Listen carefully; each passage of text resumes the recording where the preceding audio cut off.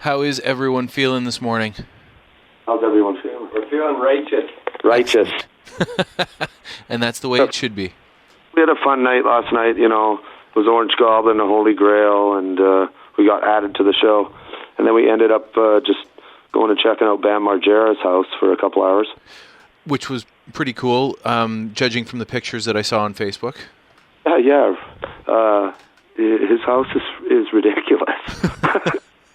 Yeah, it's really, I mean, he's a really cool, nice dude, too. I mean, you know, so that was cool. Absolutely. And so you guys are hanging out in Philly today, doing some press, and then making the big trek back home? Exactly. You know, I think we have about 5 interviews to do, and then we're going to rape and pillage all of their CDs and T-shirts that we can, free. Excellent. Of course. Of course. And that's what you're supposed to do, right? Isn't that what labels are for? Is for you to to walk come down by the into head the office and you're just like, oh, okay, let's fucking go. Metalhead Chris. Yeah, it's a total kid in a candy store situation, yeah. Amazing. Yep. That's very cool. 5 shifts, pretty much, unless we're like dying to sleep. But yeah, it'll take us about, I don't know, 48 hours, 50 hours if we just nonstop drive. Fair enough. And you guys must be getting used to these the big steady drives at this point. Yeah, it's the other thing is too, like we live in BC, which you know, of course, and it's not like once you leave the Metro Vancouver area, everything's 4 hours apart or 2 hours apart, or you know, and plus driving in the States is relatively basic as far as like the terrain. Like, you know, we're used to drive into like Calgary and Edmonton and fucking, you know, it's gnarly, right? This is, you know, in Nebraska and stuff, you just hit cruise control and it's like such a straight road. You try not to even fall asleep. You're so fucking bored.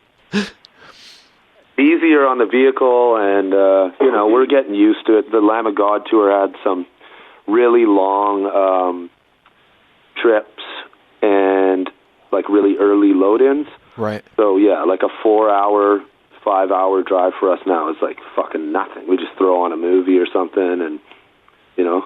Absolutely. But, yeah, man, it's getting easier and easier. So. Well, you guys have been almost nonstop for what about the last year and a half now, almost, or it seems like it to me anyway. Well, it's only been touring. Like, I mean, yeah, we've been doing lots of little things. Like, we went to Sled Island, did a mini tour out there. We went to Noctis, like in Calgary. Mm-hmm. Own island, Vancouver Island trips, and been nonstop as far as local shows go. Like, yeah, fucking right. But the touring only started, April, right? Yeah, right when the record came out. Right. We did the Death to All thing, came home for like, I don't know, not very long, yeah. And then we got the Lamb of God thing, came home.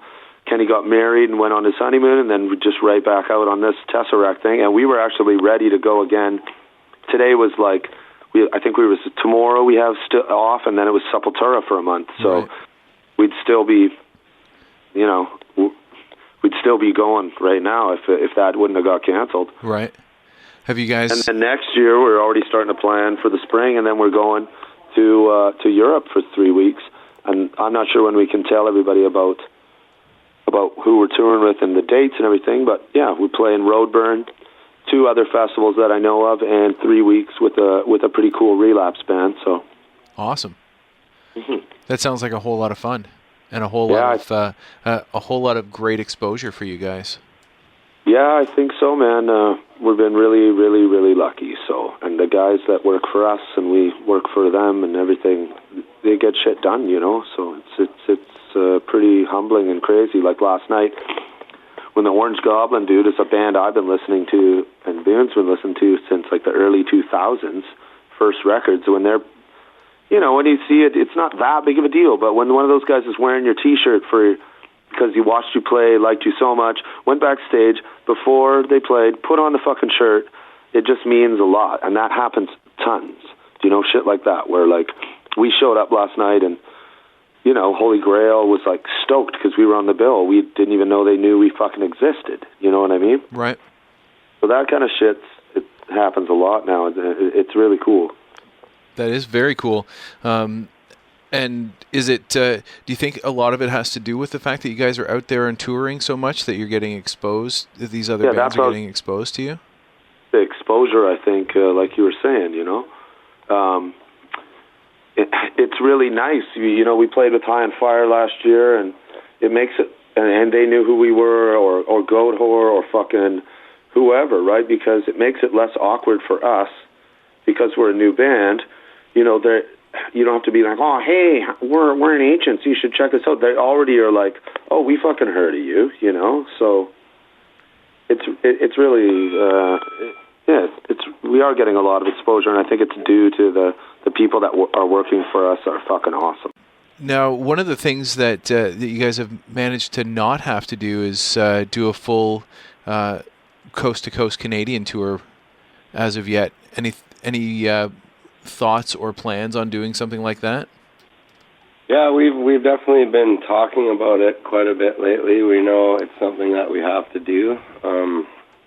We have this Europe thing happening in the spring, and I think we're planning on trying to get across Canada when we return from that. We're hoping, but yeah, we really look forward to it. We really want to do it. It's just finding the time to do it. It's been a little tough, but it's something that we're going to get on ASAP. Well, when the like we've done it the last. That's like it's come up the last say week, multiple times each night. We're sitting around the table with the guy from our label that we've been staying with, and we have that enough contacts across the country now and enough cool bands to play the shows with us. I think it's super crucial, and I think it would be really fun, Yeah. Yeah, and I think we owe it to a lot of people in Canada, too, because they've been super supportive, and they don't even get to fucking see us, so. Well, it's not for the fact that you guys have just been sitting at home and not wanting to play. No, exactly, man. We would have loved to have done it anytime. Whenever this Tesseract tour we just did, there was 2 Canadian, there's Calgary and Edmonton. When we saw those dates, we were like, fucking right, finally we get to go and do something that's, in Canada, right? Yeah. Now, when you guys have your 15 minutes of downtime in between tours at home, I know you guys have all been working on other projects. Do you guys try and get away from each other as much as possible so that you're not at each other's throats when you're in the van? We all live in different places. Like me and Kenny live close, but Boone lives in Vancouver and Mike lives in New West, and me and Kenny can't get away from each other because he's married to my sister, so no way. But I don't know.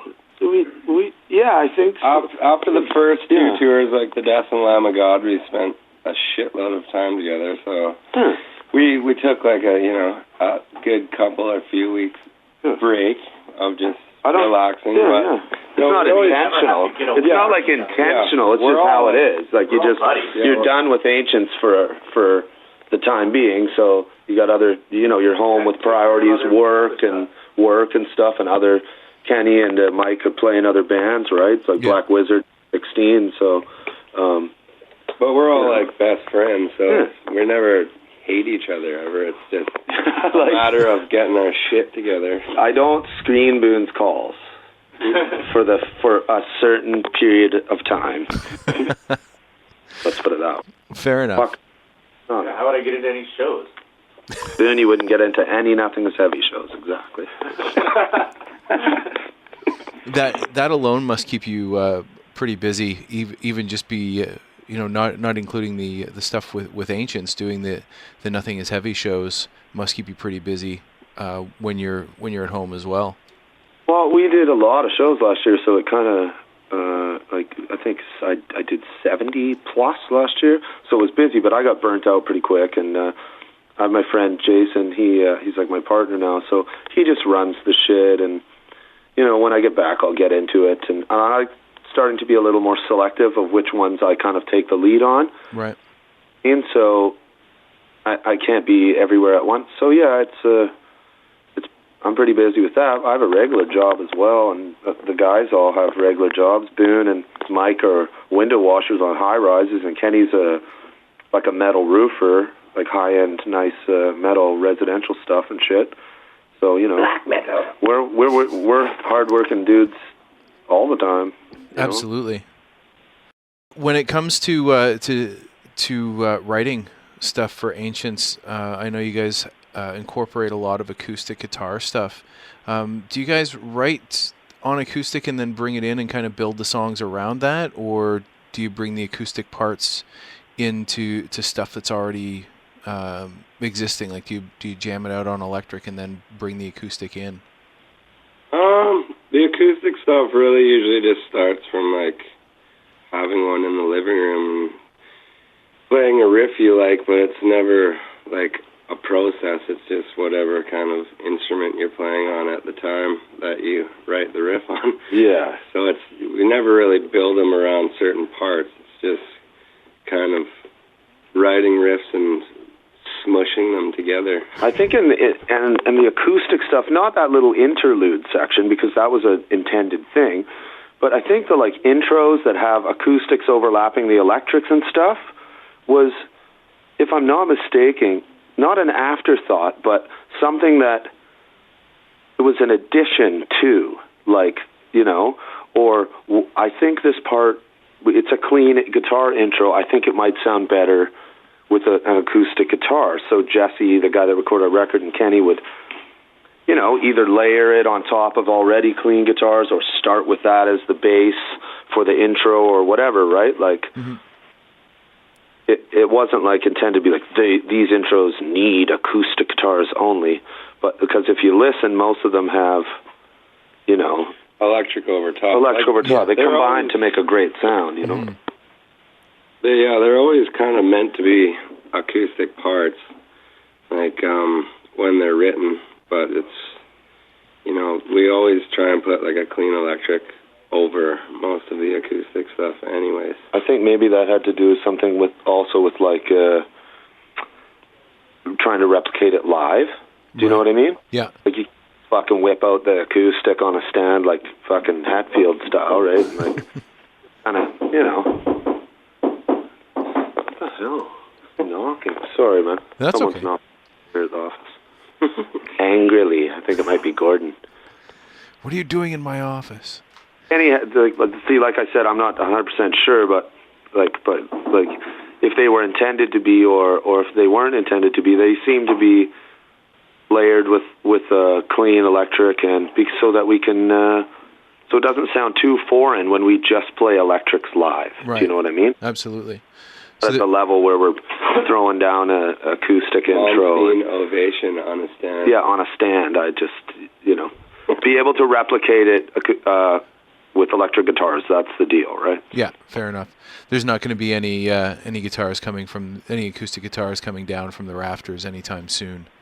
No, I mean, if there was a whole song, say, where Ken or whatever was played the acoustic guitar, that's different, right? But like, or even a part where you had a break where you could go over and grab it or whatever, but like having it just for the sake of it, like, might as well just get a acoustic simulator pedal and fucking find a good sound, and, you know, it's not crucial. We can do it without it, you know. So. Absolutely. But I think it made the intros on the record sound way more crystally and trippy and a lot cooler myself, so.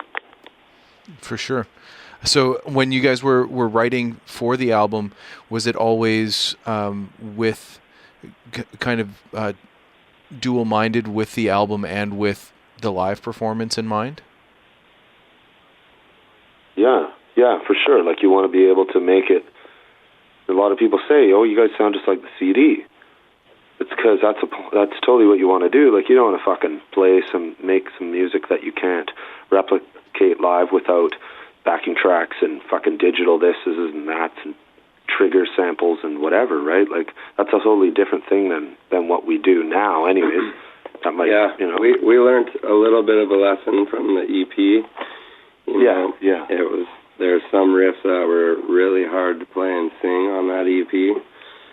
So when we were recording for Heart of Oak, we just tried to make sure that it was a learning process because we never really sang too much before. Right.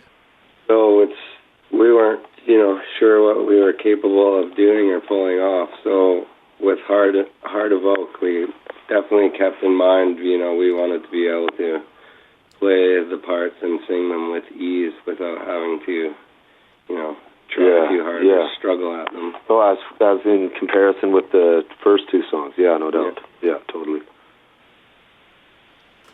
Yeah, some of those, that Humanist tune, the verses for Ken to sing are pretty fucking, they're pretty high note there on some of those parts. Right. Trippy, that's a crazy, me and Boone have it easy on that song because we just play the simple notes on the verses on Humanist, but Kenny's plays that crazy riff, and so what you mean is like we just, as we write more stuff, is probably just find it where vocals are more, have to be a comfortable thing. Right. Yeah. I mean, add to the song, yes, and be the focus of certain parts, but like be comfortable where you don't have to worry about fucking it. Yeah, worry about fucking it up. It's just effortless, right? You just want to be effortless. And have you guys been kind of working on stuff for a follow-up at this point, or is it still just everything's so fresh, you're out working on, you're out playing the stuff from Heart of Oak so much that's all that's there at this point? No, as a band, we have like one probably like 10 or 11 minute song that's almost fully written, but there's a whole whack of ideas that are, ready to be brought to the table. We have a lot of stuff in the process. Like, we just have to get together now once we get a bit of time to relax and start going over them and arranging them as a band, right? Right. We definitely have a lot of material that we can be working on. It's just for sure, finding the time to get together and work on that without having to rehearse for shows and stuff. And like we just toured with 3 totally different kind of bands, of several different kinds of bands, and it's super inspiring. Do you know what I mean? You go out with Death, and then you go out with Lamb of God and Decapitated, and then Tesseract and Scale the Summit, and it just opens your mind to be like, oh man, so like when I get home, I definitely got a lot of fucking want to make new music now, right? Right. Yeah. And watching those bands play, like your game always needs to be stepping up a bit, right? Like Tesseract, those guys can fucking throw down. It's pretty crazy.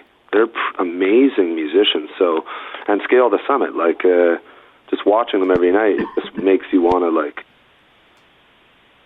get better myself, anyways, right? Yeah, absolutely. Sure, like it's time. Did you guys make the effort to make sure that you were out and watching the bands as often as possible? Dude, we like, we just broed down hard, like when leaving. I didn't even want to leave those guys, man. Both Tesseract, Scale the Summit dudes are fucking awesome. It's been like that on all the tours so far. You don't want to leave those guys. You live with Decapitated for a month. It's like you become like pretty tight friends, man. You know? Sure. We've been lucky on the tours. There hasn't been like any shitty bands or any shitty people, and even the bands that we didn't really like, weren't big fans of musically, like say Tesseract, for example. At first, it wasn't our thing. We don't know about this kind of music really, but once you hang out with them for like a week and watch them play a few times, it doesn't matter anymore. Do you know what I mean? Yeah. Totally respect what they do and totally just, love them as friends. And,